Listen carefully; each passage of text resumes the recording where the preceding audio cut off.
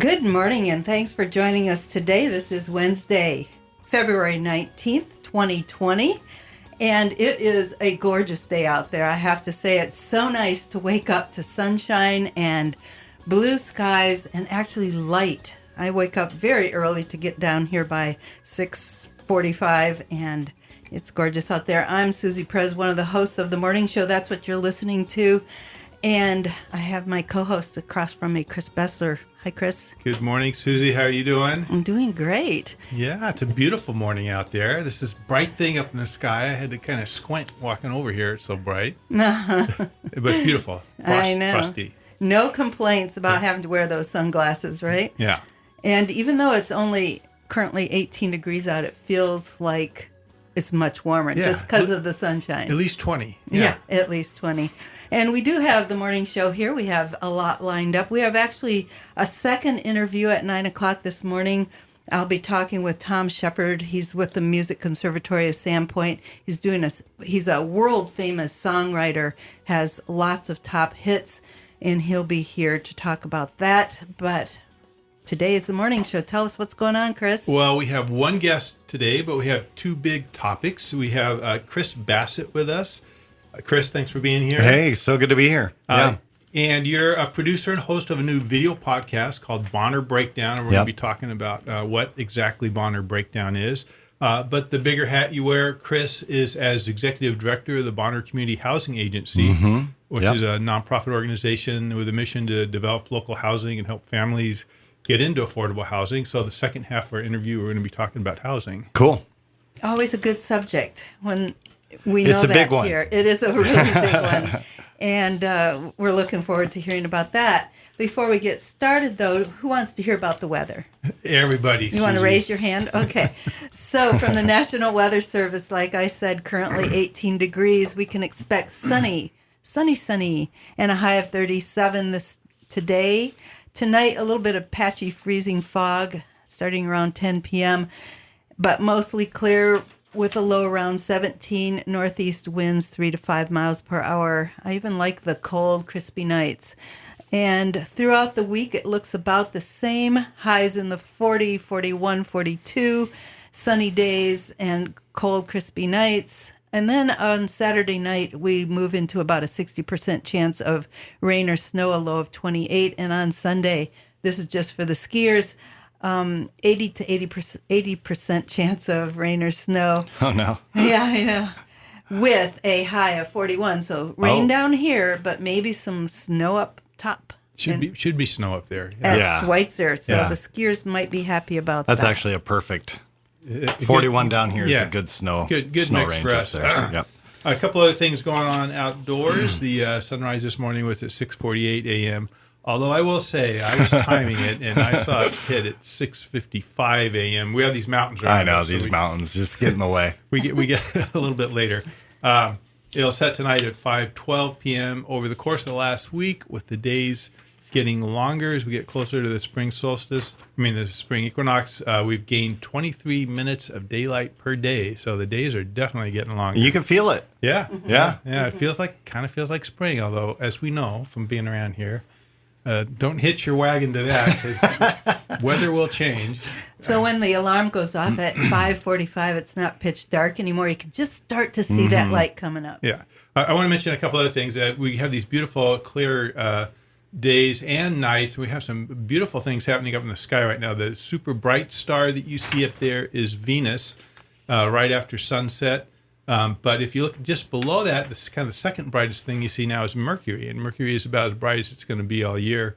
So that's a pretty cool thing to check out in the night sky. Of course, we have great constellations happening. Orion's really big up there. So check out the night sky, folks. Will do, Chris. And the Sandpoint City Minute, I'll give you that right now.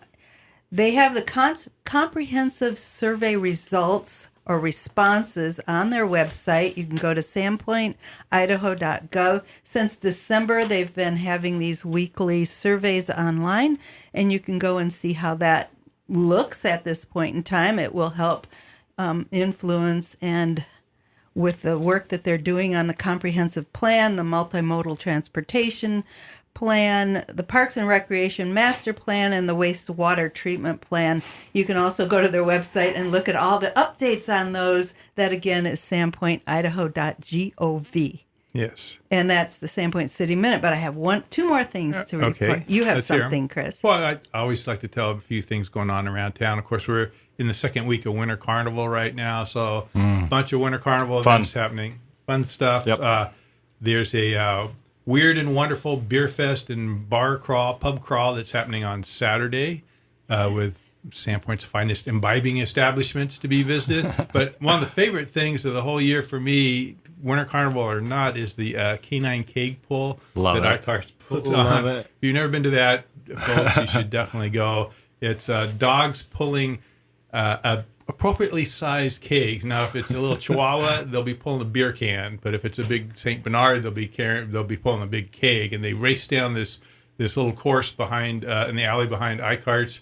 And it's a fundraiser for the Panhandle Animal Shelter. So they're going to bring in snow, I imagine, by the truckload. Well, they'll need some snow for this Right. one, yeah. So I just want to give a shout out to Dexter, the KRFY dog. He's Julie Calamine's dog. He is a little Chihuahua type little dog, and he is practicing. He is in training now. He's probably out there working on pulling the beer can. Yeah. So it will be a beer can. That's awesome. I'm going to say I had a prize-winning dog one year in this. Yeah, our dog Crystal. She was quite an athlete. Oh. And in the medium-sized dog category, she got second place. Yeah.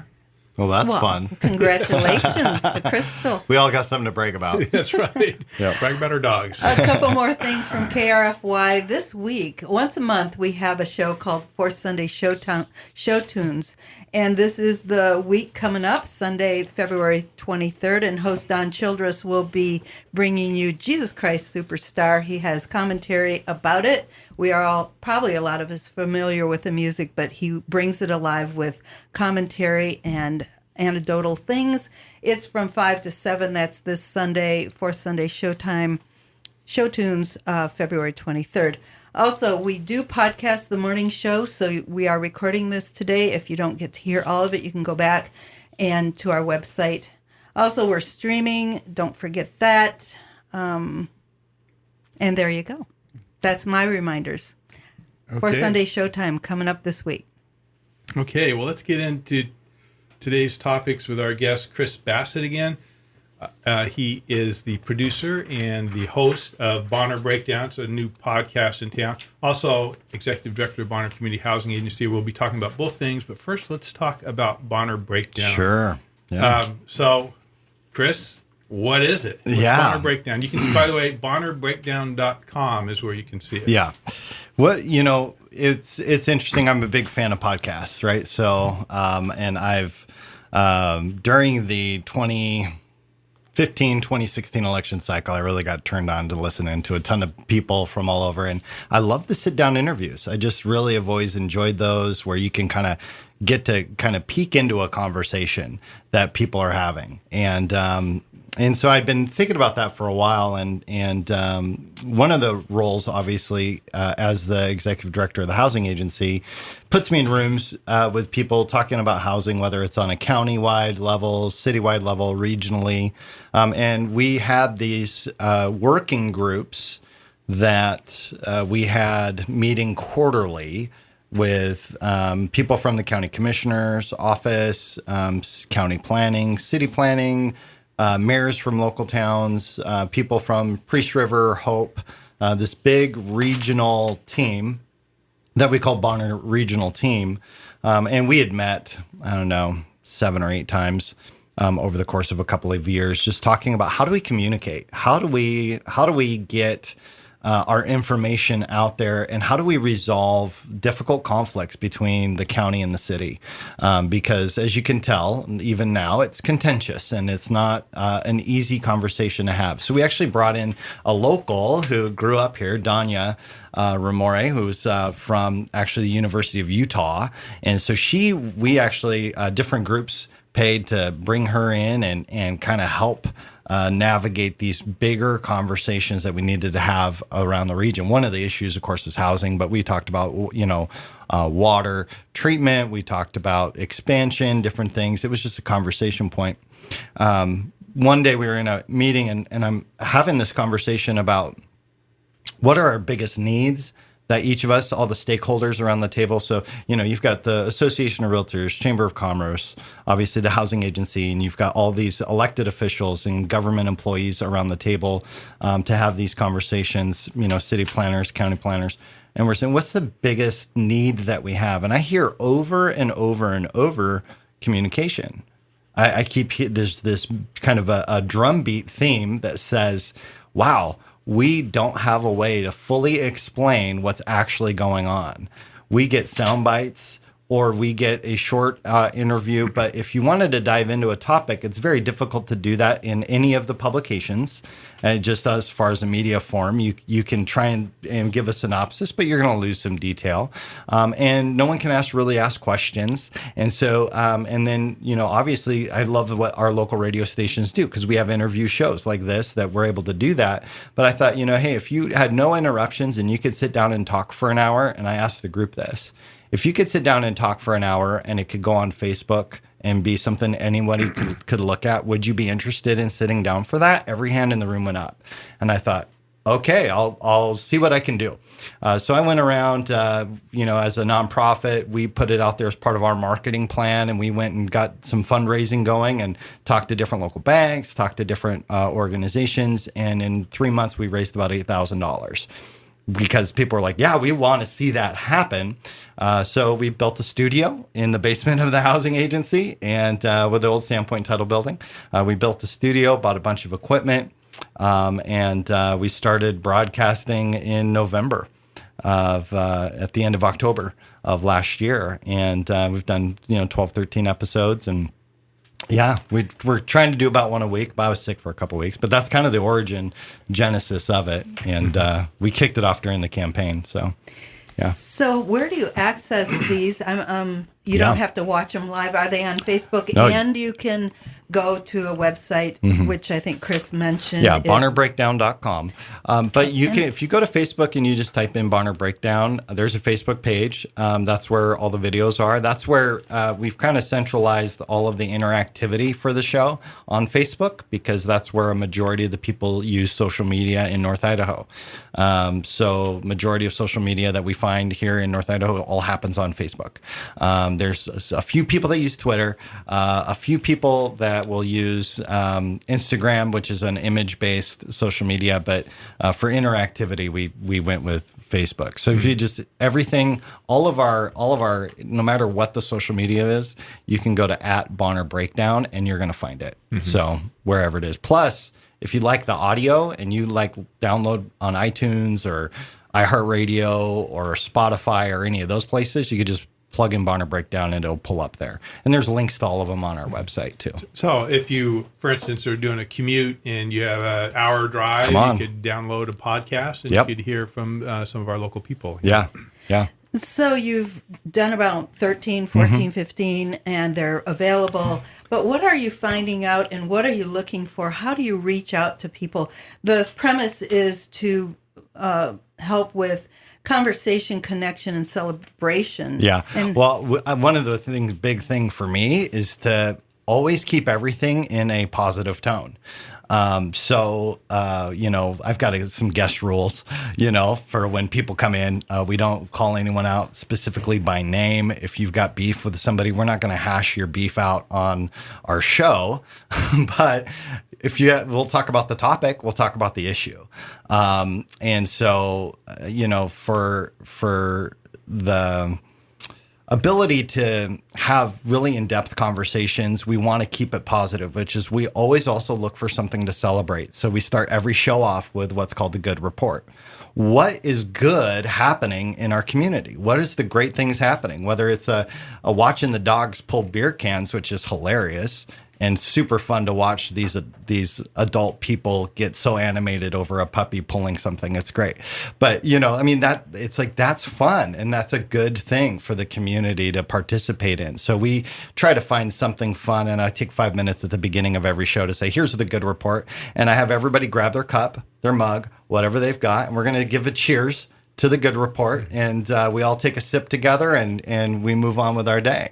I think it's important for us to interact and come together around those things that we can celebrate. But as far as gathering up, who I talk to and that kind of stuff, I've been in town for 15 years and have played a lot of different roles. And so I've really just leaned into the relationships that I've had. And then, from the housing side, it's opened up the doors for me to ask to have a lot of government people on, because I've built relationships in that realm. So, And some of the folks you've had on, you're kind of covering a gamut here of the community. As you mentioned, during the probably run up to the election, you had the three mayoral candidates on, Ken Lawrence, Shelby Ronstadt, and Shannon Williamson. Shelby won, of course, so he's the mayor now and still is. And Shannon, he'll be back on soon. So. Shannon Williamson is the city council president. So, but you've had other folks too. You've had John and Kathy Pomeroy from the Helping Hands Healing Hearts organization, doing important charitable work in town.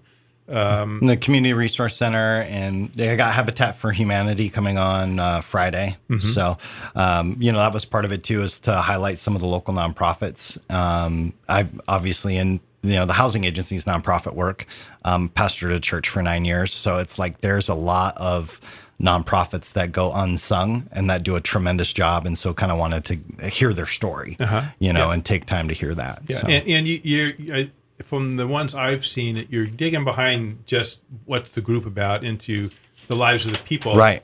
Because everybody has a story. They do, and it's interesting to hear their life path that brought them to this point where they're contributing to our community in some way. It's very easy to forget that the people that we maybe don't like their ideas, that they're real people.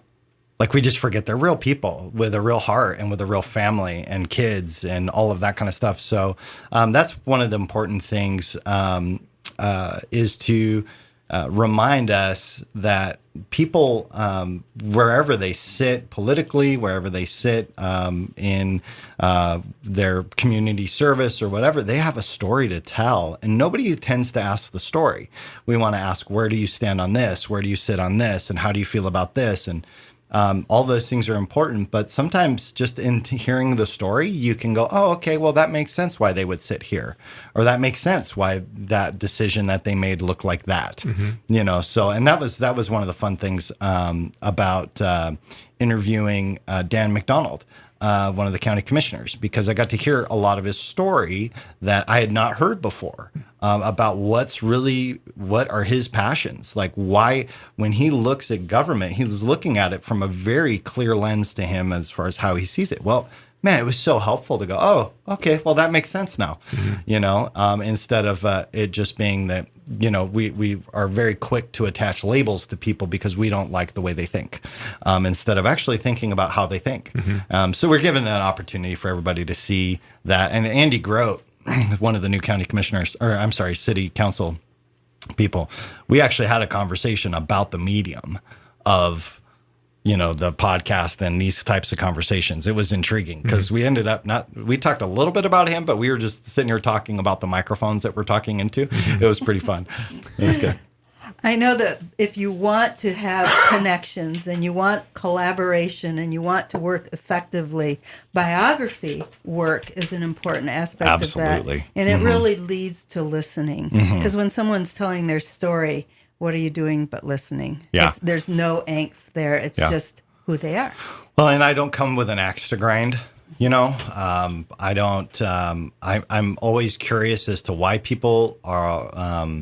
I think curiosity is a really good word that we've lost. I think in leadership, I think in politics, we're just not curious anymore. We've all kind of set our camps and we're like, we're going to fight to the death. But I think curiosity is so important because you get to hear like John and Kathy Pomeroy from, Helping Hands, Healing Hearts. When you hear the passion that they carry, and you get to hear their story, you go, oh, I want to support that. Like you suddenly have a different perspective around it. But if you're not curious, you're not going to want to know. You're going to put people in their box. And so the Bonner breakdown is kind of breaking down those boxes, trying to say, okay, let's break down the divide and actually hear people's stories. So I'm excited. I've got some great guests coming up. Sage Dixon is going to come in this weekend because they're in Boise. So he's going to come up for the weekend and do an interview on Saturday with me. And then I've got people scheduled, Jim Woodward and Heather Scott, different people coming in because I want to hear their story. I want to find out why, where are you at? What's happening? And I also want to find out about the controversial stuff too, and go, okay, well, tell me about that. What's your experience been? Because those are stories that nobody actually gets to hear. We only get the report. This is the hard part for me. Is so often I will read something and I'm like, wow, this happened to me in the 2016 election where I'm hearing reports of what people are saying on all sides. And then I would watch a speech or watch the whole interview and I go, they didn't say that at all.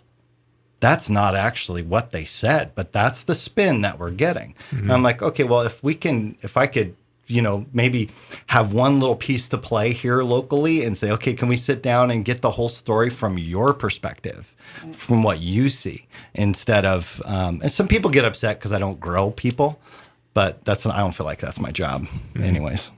I didn't grill Chris when he came on. So.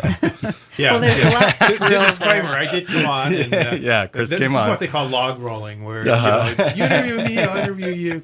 But actually, we're both wanting to really achieve sort of the same sort of thing, even with the KRFY morning show. Yeah, that's great. Where we can create connections between people based on our shared experience and our shared values. And we all have shared values, even though it gets obscured by the politics. Totally does. It totally does. And I have found that to be true here at KRFY. We're looking for news and information that can inform and inspire. Yep.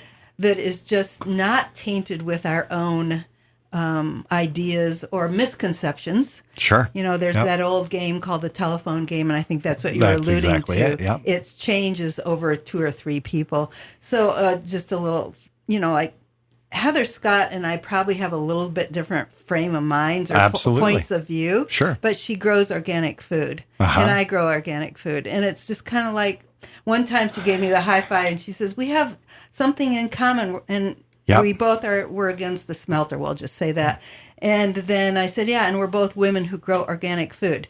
So, so you're forming connections and things that can bring us together and make a stronger community. Well, and we want to, we talk about conversation, connection, and celebration. So if there's a way for us in an hour conversation to find some things to celebrate, we've totally won the episode. It was a great show because we found some things to celebrate. It is interesting. I had to overcome a little bit of fear to do the show because my personal bias is going to come out through the whole thing. Like, I totally get that. Like, I totally know that it's impossible to have long conversations and not have all of your personal stuff kind of leak into the ether of the show. And so I was a little concerned about that because I'm like, I want to be as impartial as possible. But then I realized, like, actually I can preface that this is my bias and let's have the conversation. So that's been actually really good because we can have a complete conversation and ask hard questions and not have it be accusatory or anything else, and to say, hey, here's kind of my bias on that. Like, can we talk about that and run after it, which is fun. Well, the secret there is because all the reporters, journalists, the talking heads, they all approach everything from inherent bias. Correct. Yep. But the secret here is to provide balance and let the other side tell in full what their viewpoint is on it. And you find out that things are a lot more nuanced. They are way more nuanced than we think. Yeah. And as you say, who they are, to really say give their story. And is Bonner Breakdown a nonprofit? It is right now. We will be getting our nonprofit status separate from the housing agency, but right now it's just kind of a marketing arm. Right, and it's not a lot of overhead right now. I mean, no, it's in the basement. No, and we've got a great sponsor in Ting who gave us a free, gave us internet. And has totally pitched in, so they get all the sponsorship. Right now, the housing agency and Ting have done a great job of supporting us. Well, folks, if you just tuned in, we're talking with Chris Bassett about a Bonner Breakdown. This is the KRFY Morning Show with Chris and Susie on 88.5 KRFY.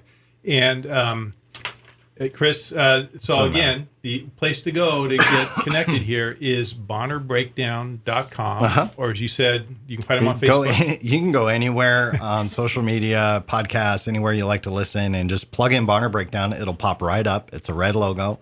It's actually the housing agency logo with a microphone in it.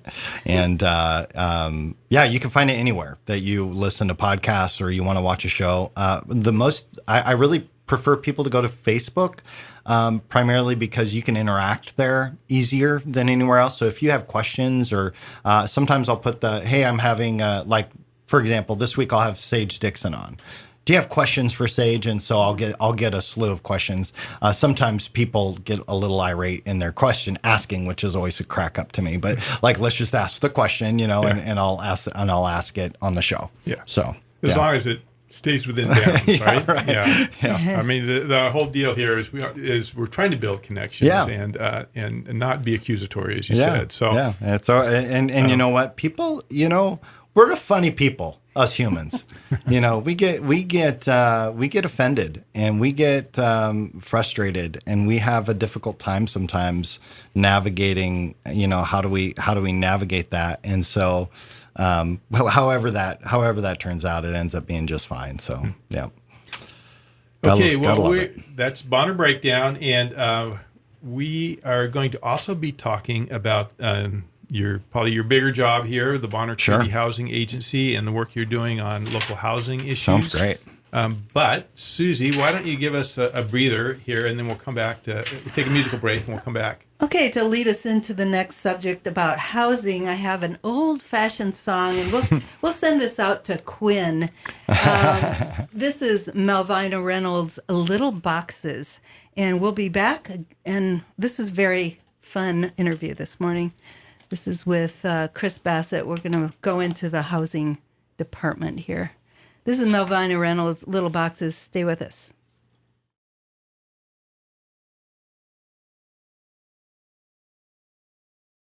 It is. And that was Melvina Reynolds' "Little Boxes." And we're back in the studio live here. This is 88.5 KRFY, your community radio station. And it is Wednesday, February 19th. And I'm here with Chris Bassett, my co-host. I'm Susie Perez, and our guest, Chris Bassett. Hey. Another Chris B. Yeah. I was on our show. Sometimes feel like, do you own Kyoki? No, I don't own Kyoki. Yeah, a certain amount of confusion reigning out there. Chris, well, you are executive director of the Bonner Community Housing Agency. So a little bit of history. You tell us about how it got started. I know it formed up from some things that occurred in 2007 with employees at a housing summit. But tell us a little bit about where the BCHA comes from and what you're about. So, this market here is an amazing market because we are a resort town. It is a gorgeous place to live.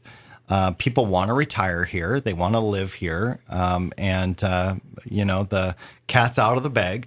Sandpoint is a desirable place to live for a lot of people. In 06, 07, we had the huge pricing run up due to market and mortgage conditions, right? So I was actually in the mortgage industry at the time here locally. Worked for MetLife Bank. Here's a local mortgage representative. And during that time, prices were just shooting up, very similar to the way they are now.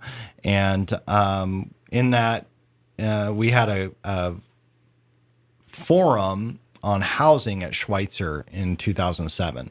Out of that became an employer-assisted housing working group. And that group ultimately turned into Bonner Community Housing Agency. So I was in that initial working group on the mortgage side, but I didn't participate with the group for another year. And then I was asked to sit on the board of directors there as kind of a finance guy, being able to help out in that category with the housing agency. So we didn't have any activities. We were just an advocate for employers and trying to come up with some creative ways to help employers deal with the housing crisis that they were dealing with. They couldn't retain employees. They couldn't afford to live here. They couldn't recruit employees.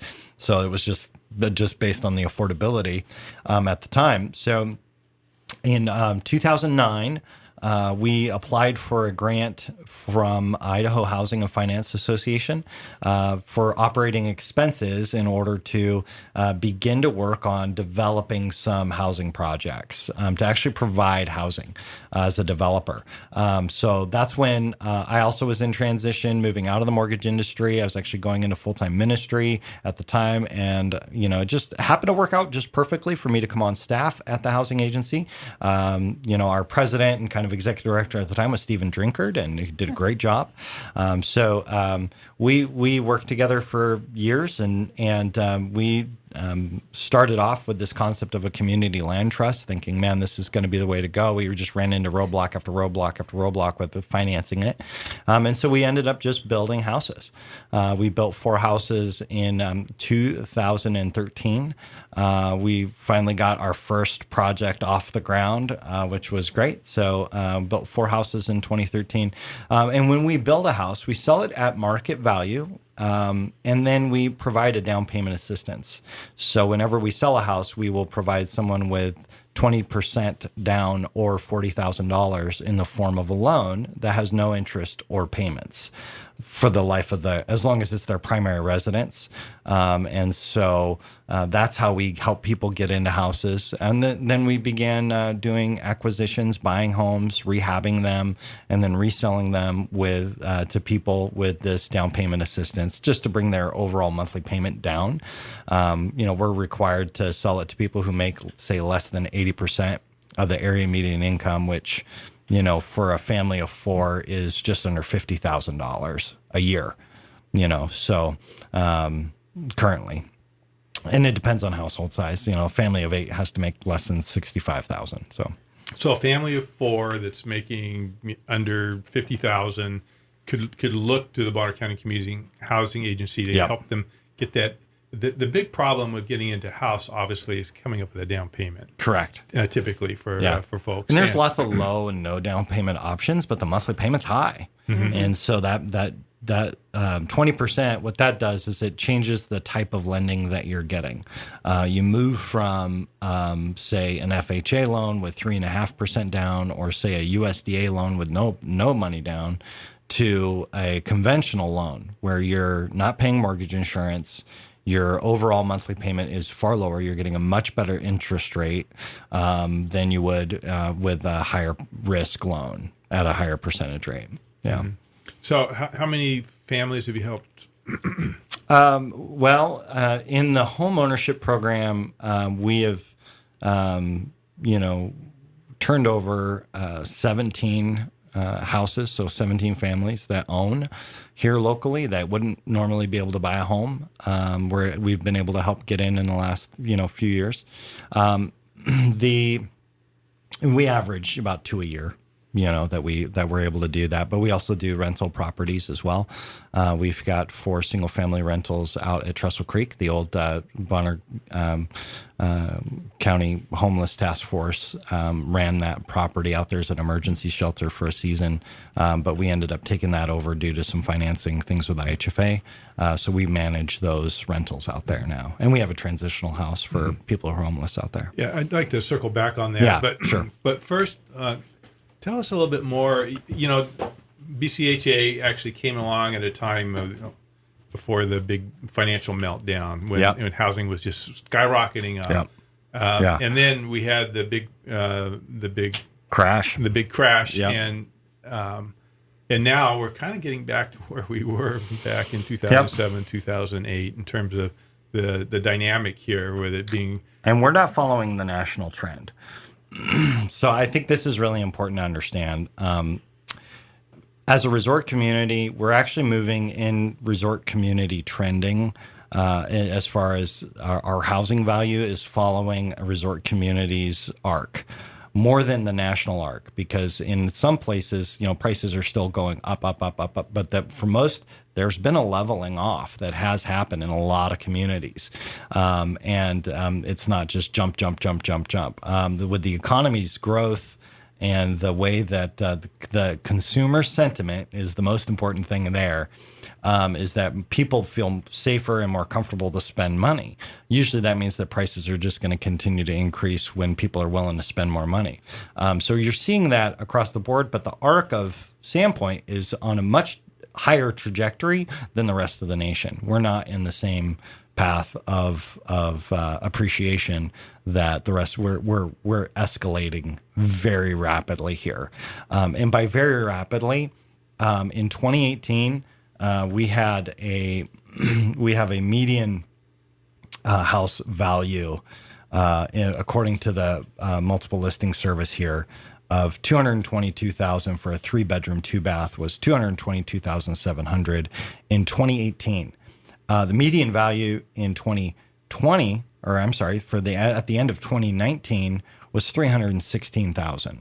Wow. That's 90 some $94,000 difference between in a year, 1 year, well, yeah, in one right. year. Mm-hmm. And it's because those people who have capital, who have cash, who are retiring here, we're the fastest growing retirement community in the state. People are moving here in droves who have the money to pay for the homes, and they don't bat an eye around it because they have the cash, right? And so, and relative to some of the areas they come from, this is still not expensive. Oh, not at all. Yeah. Oh, it's a killer deal comparatively. So I had to step out a minute, and you may have covered this, but what do you say to someone, a young couple, Sure. who they both work, no children yet, but are thinking about making Sandpoint their home? They've been here for years, Yep.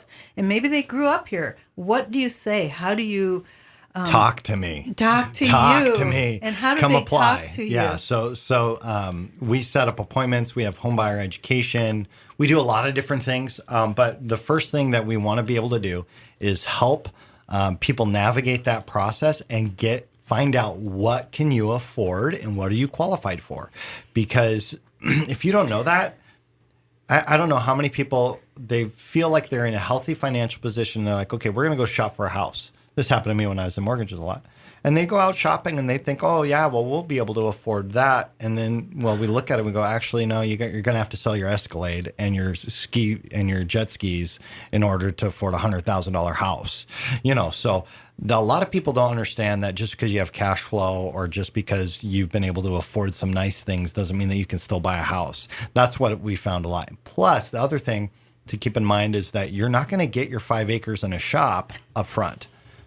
Right. Yeah, it's just like when you're starting out here, you're going to have to find some options where you can build allow appreciation to build, allow equity to build, and have that financial stability over the years in order to turn that into that thing that you really want down the road.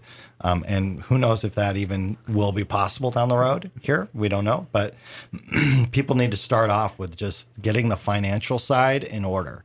And figuring out what do you actually qualify for, talking to an IHFA approved lender, which most of the lenders here are, so that's not hard to find one. But that's usually the first step. What do you qualify for? And then if your income qualifies according to the lender, because they look at 1,000 different items to see how much money you actually make. They don't just look at your taxes. They're looking at a lot of things.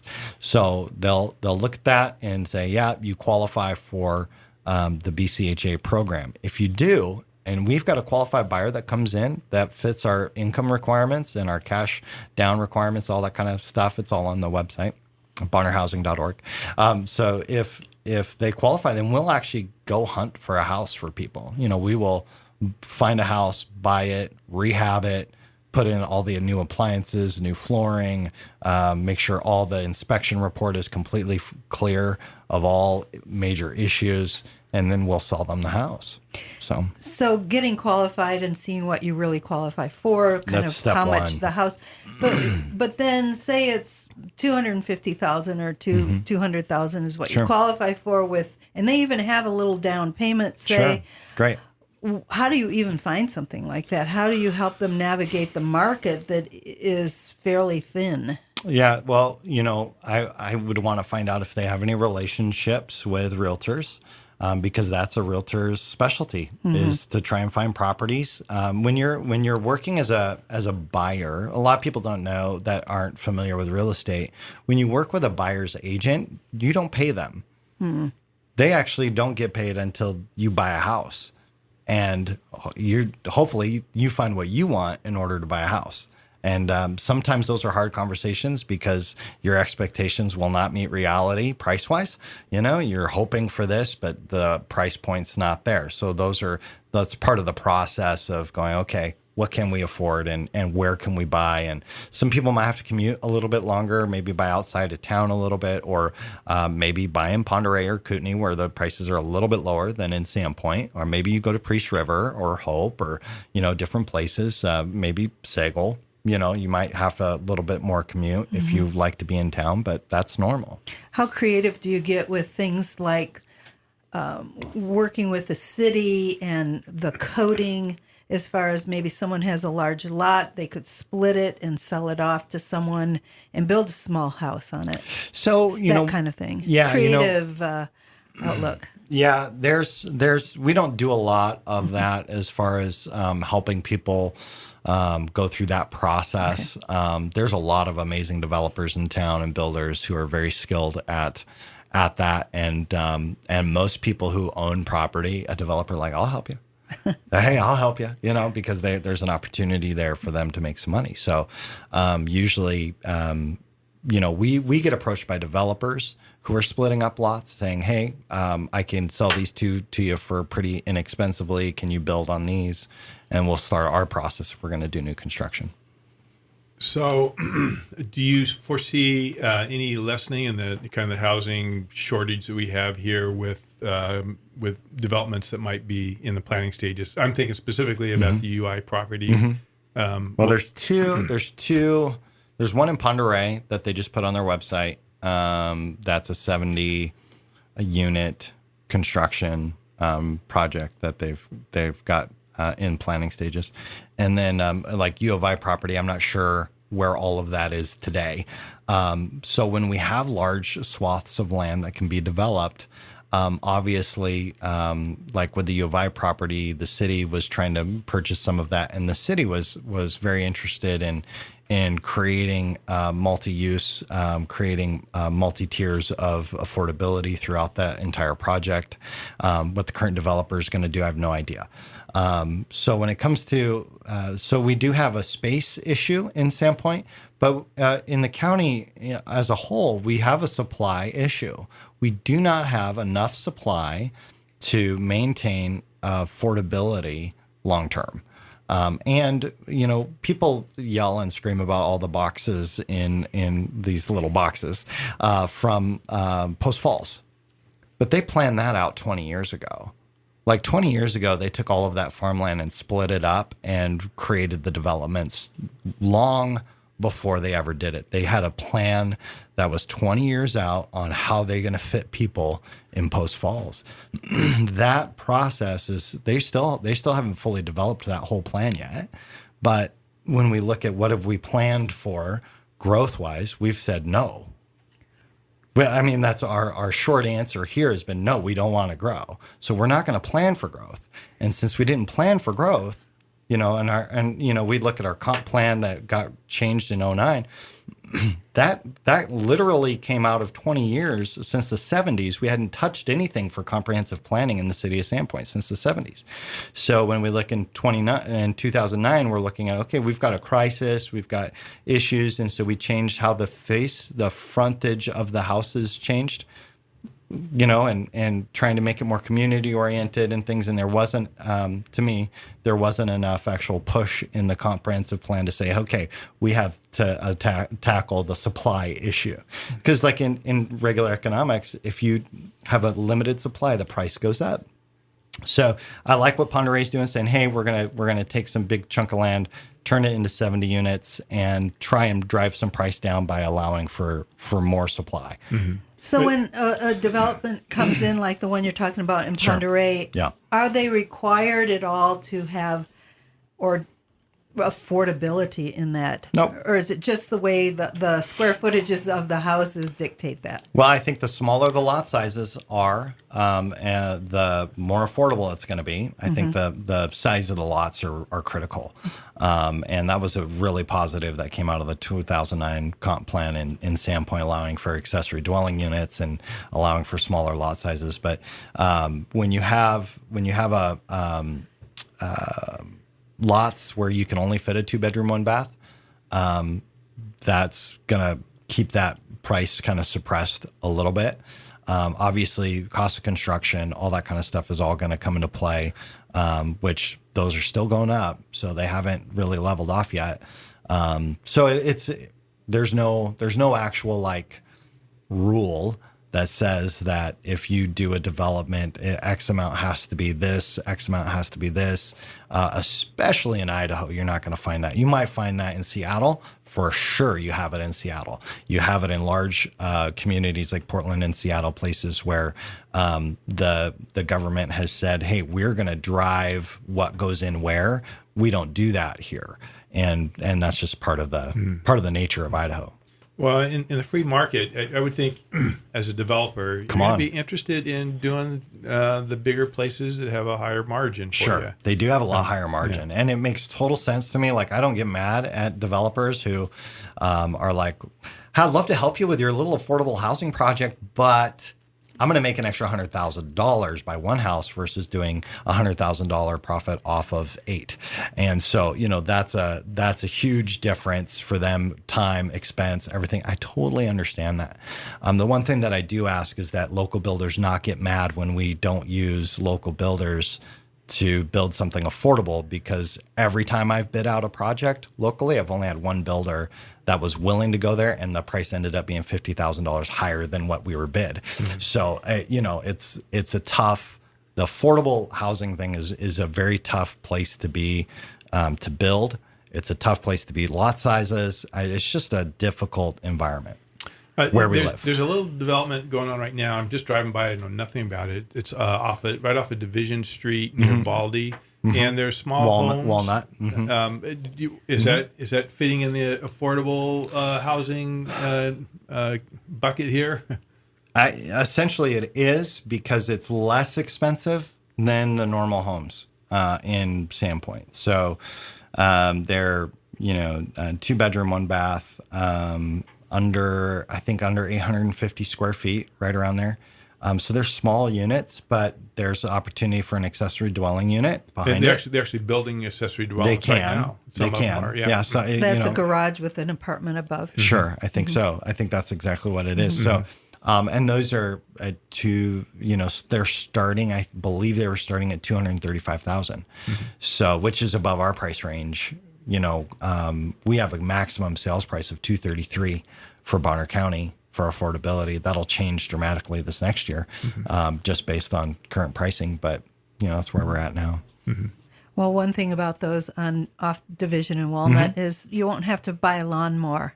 There's not much of a yard, so you can get real creative and honestly, a lot of people that are retiring and they don't want a lot of space and they don't need a lot, and it's going to work out great. I think also young families. It's a little different than an apartment. It's still a unit on its own, but it's you own small. The whole property. Mm-hmm. You own it.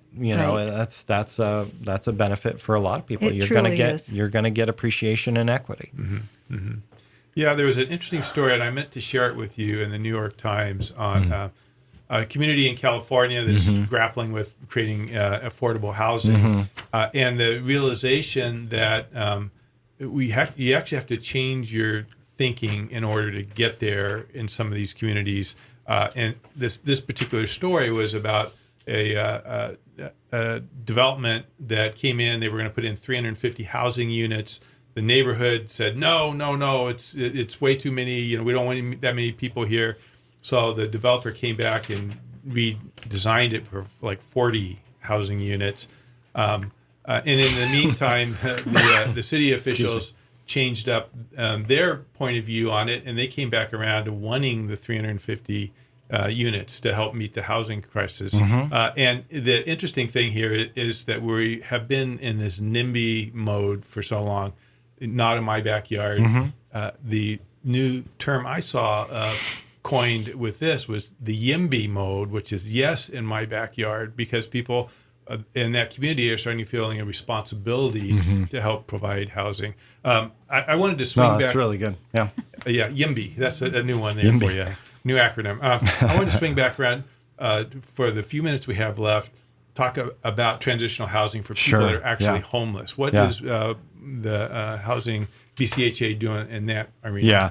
So we have a house that has 4 single, what we call single resident occupancy apartments. So we have a house that is a kind of almost like a group home. So you have 4 bedroom and bathroom units that are isolated with a group kitchen and living area. And group, refrigerators and all that kind of stuff. So the transitional housing costs $275 a month. It's for people who generally are employed but found themselves, they're the working homeless. So they're people who have a job but their situation fell apart, or they've been in a maybe one of the things that we have people who are in addiction recovery. Who have, stayed somewhere like, say, Sweet Magnolia and the work that they're doing at that addiction house or their men's house or different places where they can say, okay, now I'm ready to get out. I've got a vehicle. I need to get on my own. And so we've actually taken graduates from Blue Haven, different people that are able to go out there and stay. They pay it's a flat fee, $275 a month. We work with Connexu Health Services to provide basic support services for people who've found themselves homeless. So the mental health, physical health, all that kind of stuff. We have some supportive services for people who are out there. But that's what we're able to do right now. We have 2 people out there. We have 2 open spaces, and we're taking applications. So if somebody's like living out of their car and they got a job, see us, come talk to us, because we would love to get you in there. And even if you're between jobs, we raised a bunch of money over the winter to help people, give people a month of kind of reprieve to get into a place, to get into this unit. So, yeah.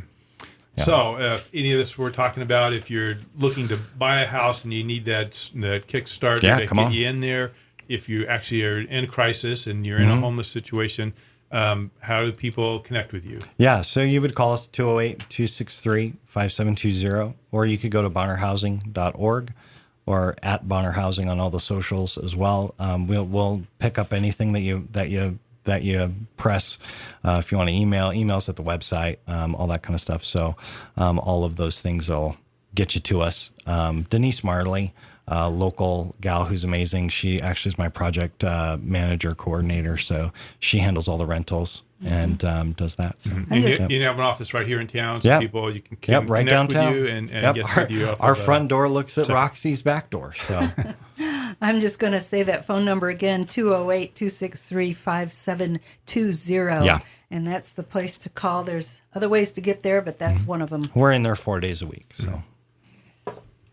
Well, thank you so much. This is fascinating. Yeah, awesome. It's wonderful to know that an organization is holding the fort as far as affordability for housing in our community. We're advocating. I think of the word neighborhood. How does that look? Who are we? And looking at our community. Yep.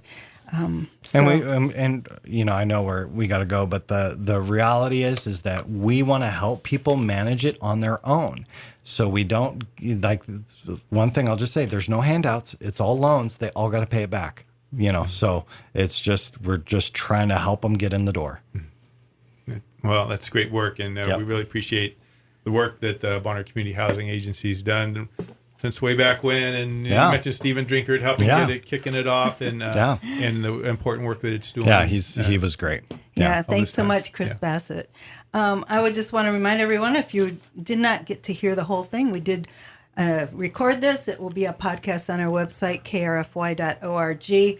And also, I have coming up at the top of the hour, right after Bird Note, an interview with a nationally known songwriter, Tom Shepard and Nathan Baker from the Music Conservatory of Sandpoint. So after Bird Note, stay with us to hear this exciting interview.